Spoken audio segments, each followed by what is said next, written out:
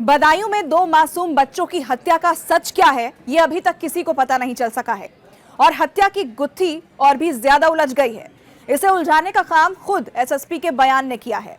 इस पूरे मामले को लेकर अपडेट क्या है, यही मैं आपको इस वीडियो के जरिए बताऊंगी, इसलिए वीडियो को आप अंत तक जरूर देखिएगा।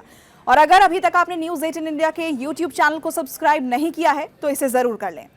देखिए, बीते मंगलवार को बदायूं में दो मासूम बच्चों की निर्मम तरीके से हत्या कर दी गई। चाकुओं से गोदकर उन्हें मौत के घाट उतार दिया गया। इसके बाद पुलिस ने एक आरोपी जिसका नाम साजिद था उसे उसी दिन एनकाउंटर में मार गिराया, जबकि दूसरा आरोपी जो कि साजिद का ही भाई है जिसका नाम जावेद है, उसे पुलिस ने बाद में बरेली से गिरफ्तार किया। उस पर 25,000 का इनाम भी घोषित किया गया था। बरेली से आखिरकार जावेद की गिरफ्तारी हो गई। इसके बाद पुलिस की तरफ से एक प्रेस कॉन्फ्रेंस किया गया।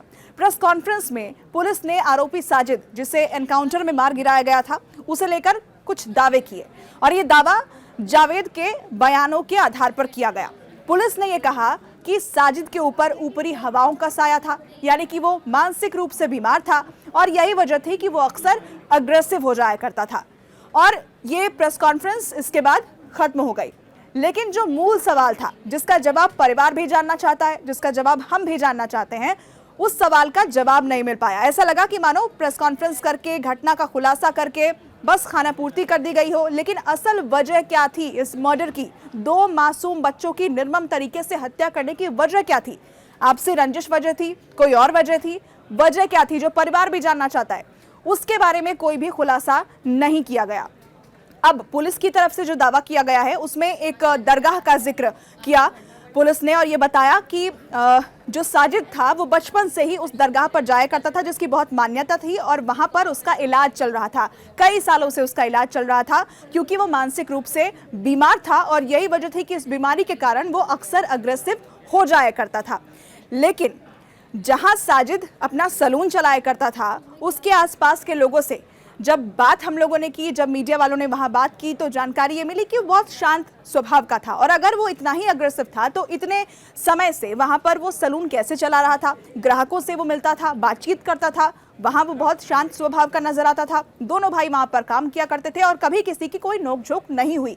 और यही जो सबसे बड़ा सवाल है कि आखिर उस दिन ऐसा क्या हुआ कि उसने उन दो बच्चों की हत्या कर दी? न कोई लड़ाई, न कोई झगड़ा, दो मासूम बच्चों का आखिर कसूर क्या था कि उन्हें इस तरीके से मौत के घाट उतार दिया गया? और यही सवाल अभी भी ये ऐसा प्रश्न बना हुआ है जिसका जवाब नहीं मिल पा रहा।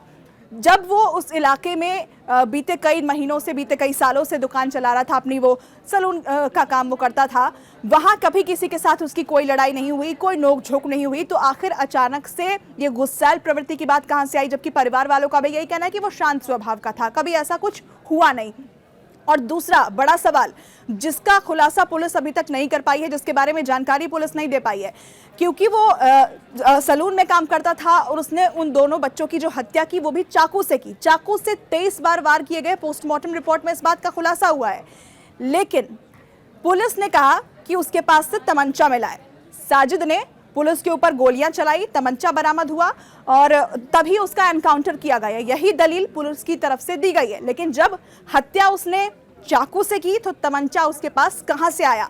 यह भी बहुत बड़ा सवाल बना हुआ है और ये ऐसी अनसुलझी पहेली है जो समय के साथ और भी पेचीदा होती जा रही है। इस सवाल का जवाब नहीं मिल पा रहा कि आखिर मकसद क्या था। और जैसा कि मैंने आपको पहले की वीडियोस में भी बताया है कि परिवार वाले लगातार यही मांग कर रहे हैं कि हमें पुलिस से, हमें सरकार से किसी और तरह की मदद नहीं चाहिए। हम सिर्फ ये जानना चाहते हैं कि आखिर हमारे बच्चों का कसूर क्या था, हमारा कसूर क्या था कि उन्हें मौत के घाट उतार दिया गया, निर्मम तरीके से उनकी हत्या कर दी गई, जबकि हमारी कोई पुरानी रंजिश नहीं थी, हमारी तो अच्छी बातचीत थी क्योंकि उनका दुकान हमारे घर के ठीक सामने था। अब क्या जावेद अब पुलिस की कस्टडी में है?